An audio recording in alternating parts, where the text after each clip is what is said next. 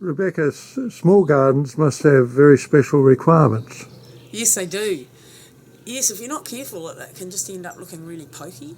So, in general, most of my gardens, small gardens, I'm trying to make the garden look as big as possible and give people as much space, perceived or otherwise. So, there's certain techniques that designers need to use to achieve that, and I'm often using fairly simple lines, clean lines, continuous lines, whether they're a curve or a straight line.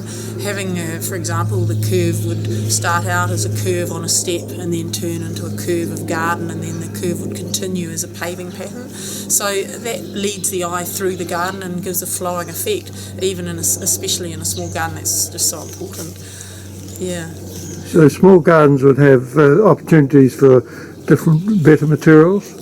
Yes, absolutely. Yes, they because it's a small space, you can obviously afford to spend a little bit more on the materials. So you get a bit more special paving, perhaps maybe a special tiles in the border or as a central feature, or maybe using a special timber for the furniture of built-in seating, or the retaining walls could be done in something a bit more expensive than you might normally be able to do in a big garden where the materials is so much bigger area to cover. So yeah, it makes it a real opportunity, in fact, and that's partly why I love designing small gardens so much.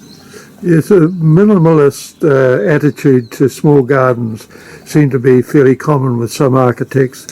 What do you feel about that? Well, interestingly, I'm not a minimalist, and most people will know that, but I actually do try and keep it very simple with small gardens, but at the same time I don't go for that minimalist planting thing for small gardens. I really love to use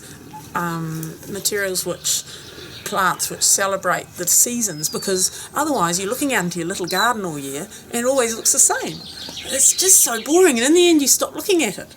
And so I think it's really cool if you can look out into your garden and think, oh great, look at the flowers coming out on that now, or look at the autumn change on that plant, and that way the garden, small though it is, retains its magic.